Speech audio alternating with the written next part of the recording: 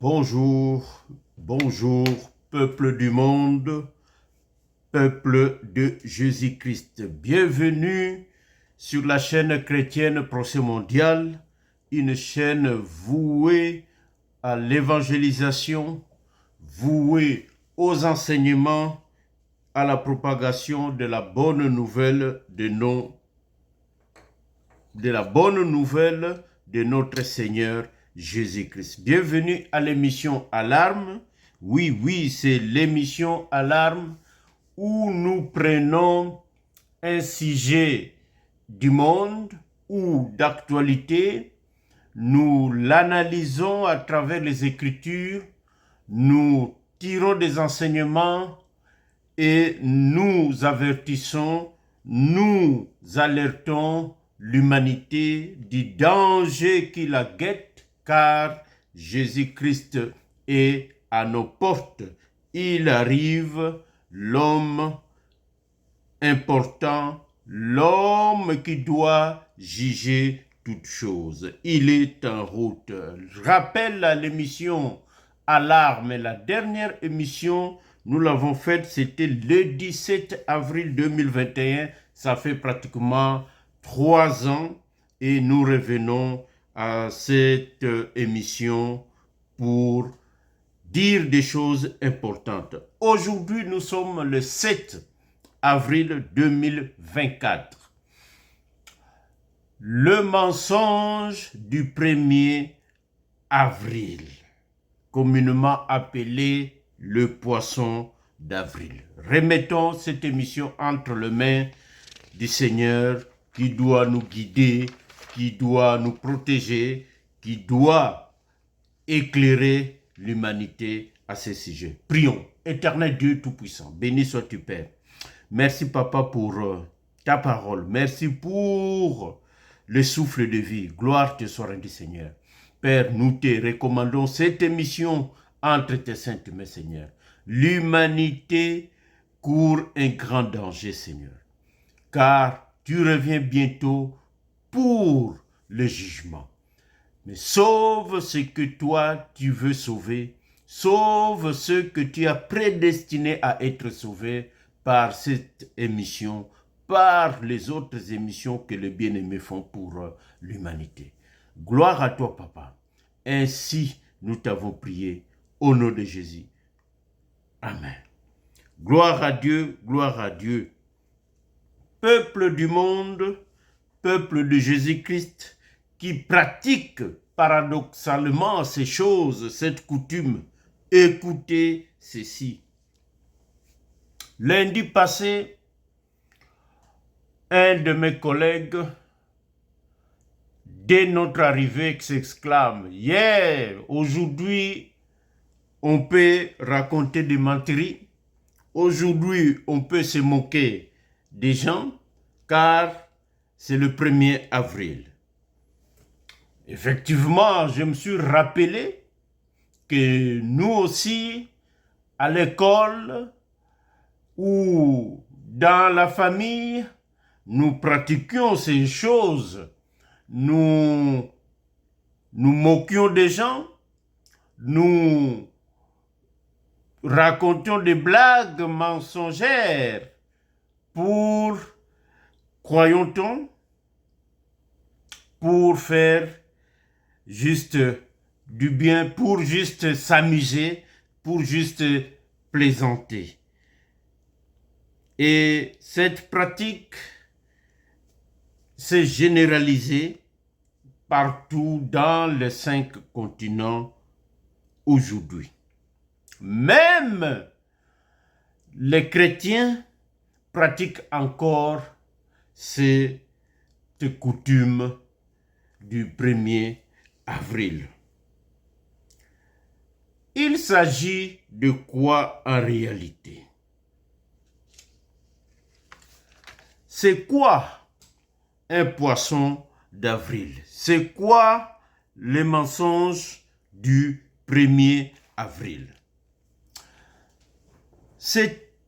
Le mensonge du 1er avril, c'est une farce, c'est ou une plaisanterie faite le 1er avril à son entourage. Ça peut être les gens de ta famille, ça peut être de ton quartier, ça peut être famille élargie même, ça peut être les collègues de travail, etc., etc. Bref, c'est rare que ça soit fait à des personnes qu'on ne connaît pas. Donc, on pense que c'est pas grave. Donc, ce sont des gens qu'on connaît. Même si on raconte un mensonge, c'est pas grave. On va rectifier les tirs plus tard. Et ça peut aussi être, souvent ça, c'est dans les écoles que c'était fait. On peut se fabriquer un poisson. On peut dessiner un poisson qu'on découpe avec un poisson dessiné sur une feuille. On découpe la feuille, on met la colle, on trouve un moyen de coller ça dans le dos de son camarade d'école sans que celui-ci s'en rende compte. Et après, on va se moquer de lui et on va se regrouper autour de lui pour se moquer de lui. Et quand il va se rendre compte, il va même se fâcher. Je me rappelle que ce n'était pas drôle comme geste.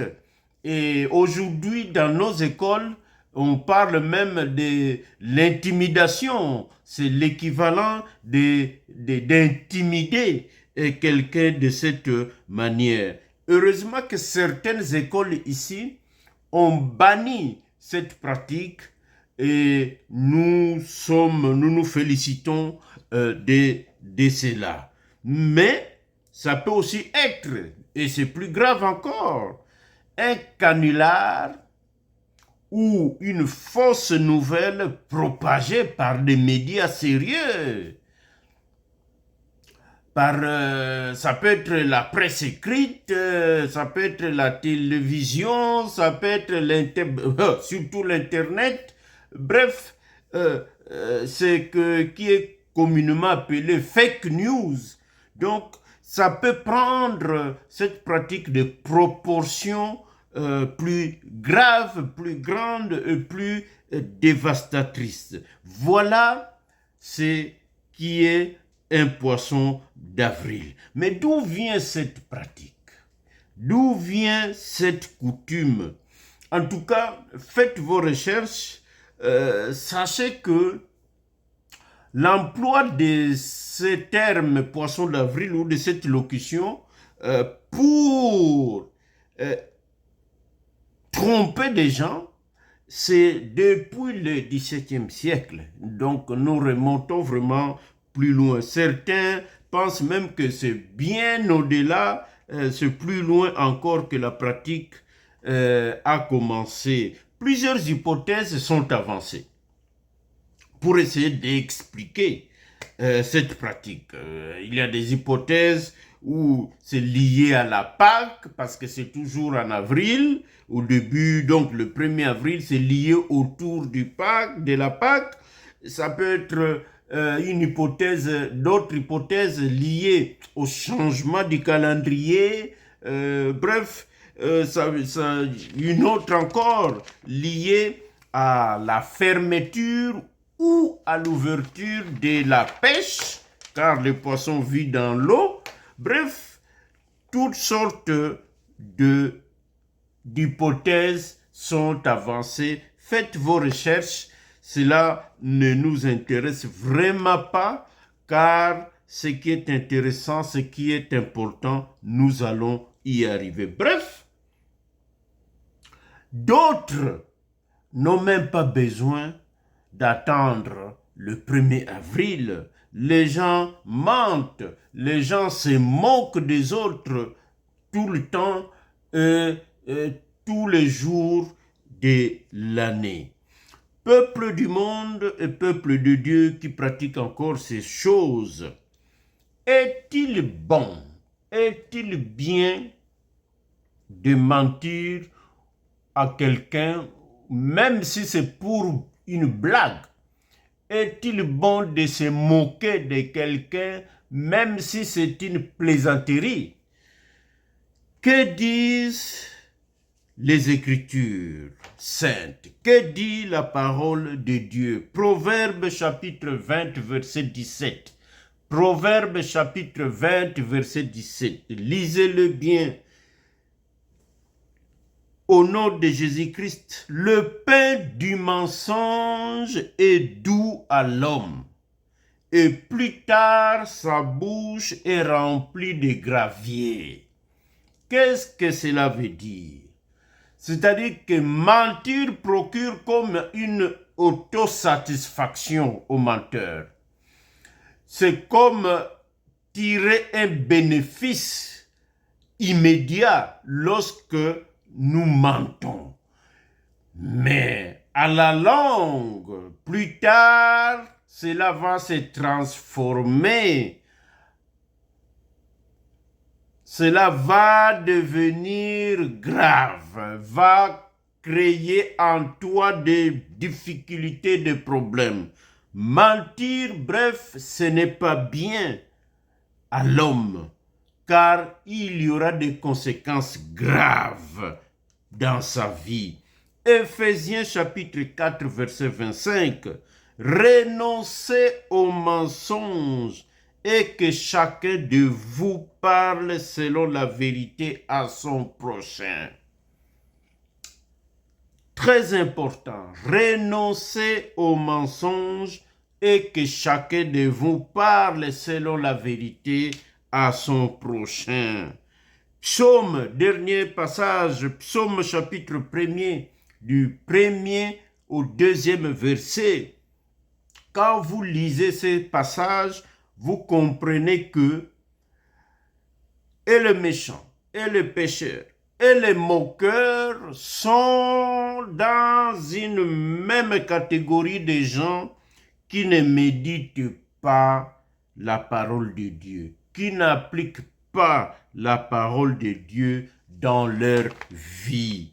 C'est très important. Donc nous comprenons que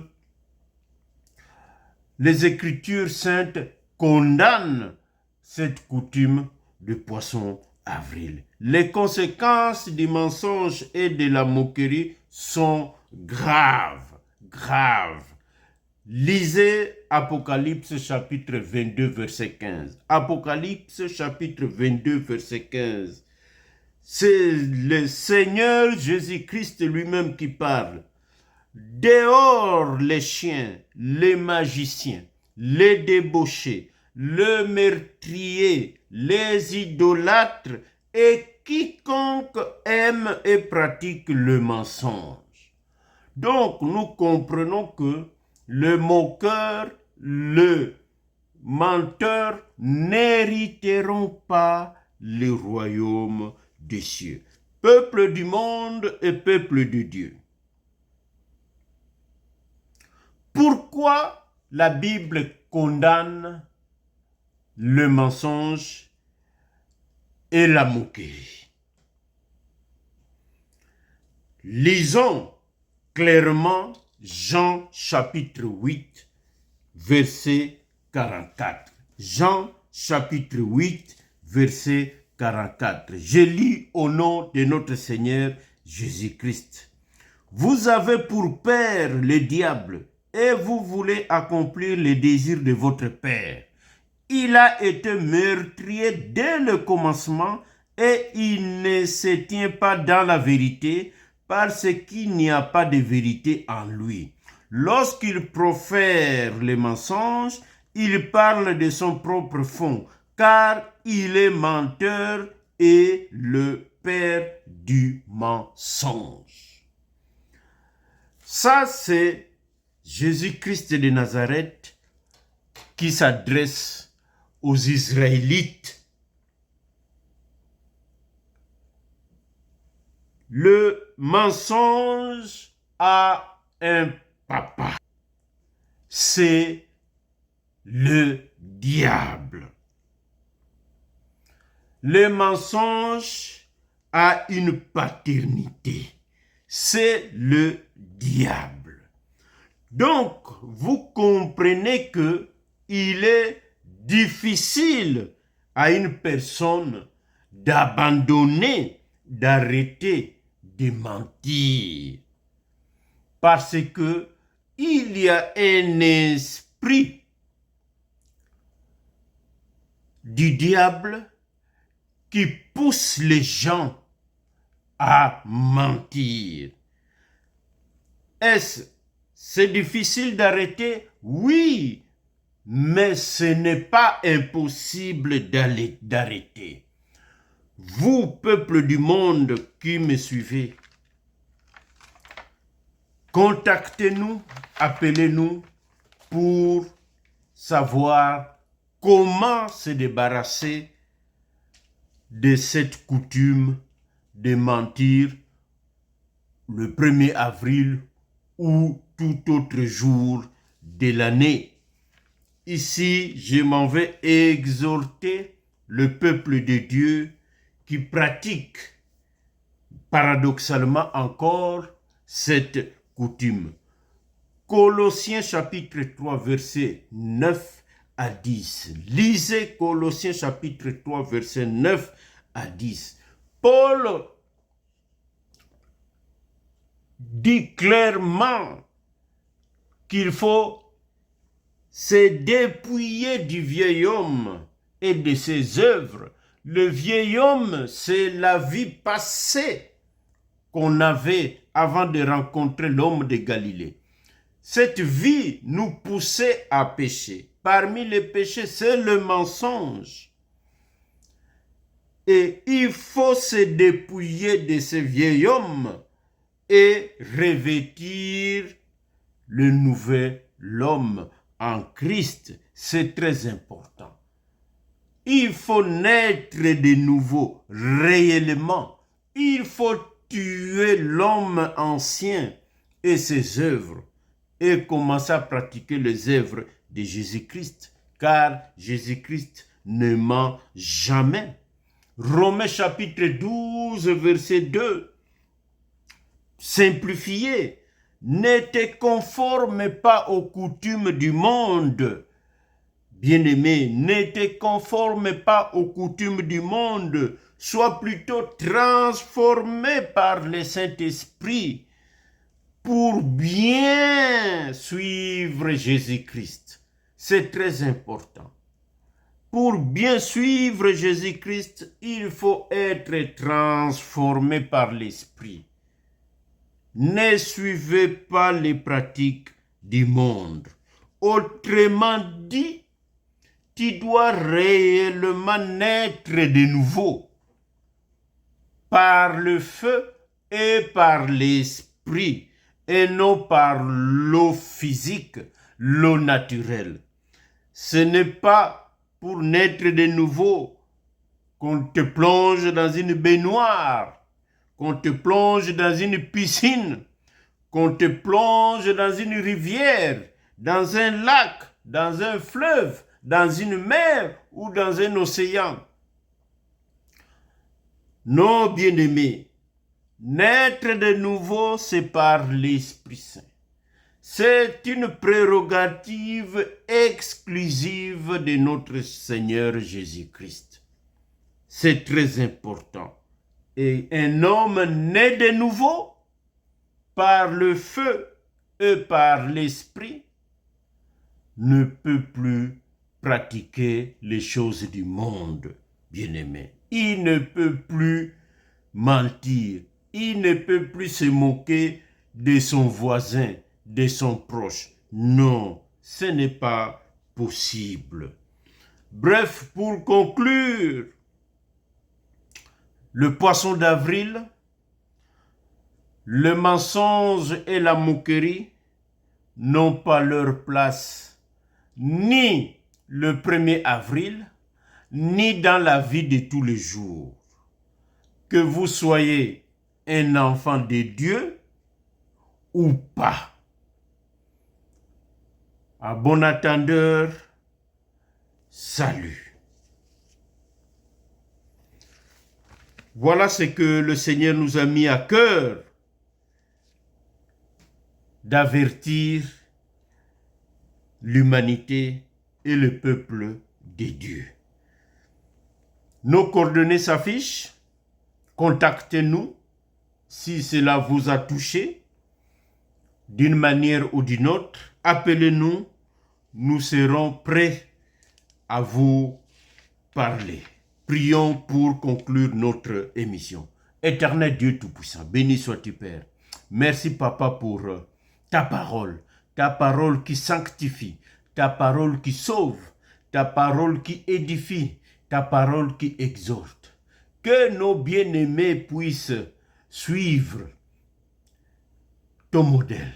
Tu es l'unité de mesure, ô Seigneur Jésus-Christ. Gloire à toi, Papa. Que l'humanité puisse changer. Que le gens que toi tu veux récupérer puissent être récupérés. Car nous savons que l'humanité court vers sa chute. Ô Père, gloire à toi. Merci toi qui es mort et ressuscité. Merci toi qui règnes éternellement. Que tes œuvres sont magnifiques, que ta parole est magnifique. Gloire à toi. Bénis nos bien-aimés qui te suivent. Bénis, sois avec eux. Sanctifie leur maison. Sanctifie leur vie, Seigneur. Gloire à toi. Ainsi nous t'avons prié. En ton nom, Jésus-Christ, nous disons Amen.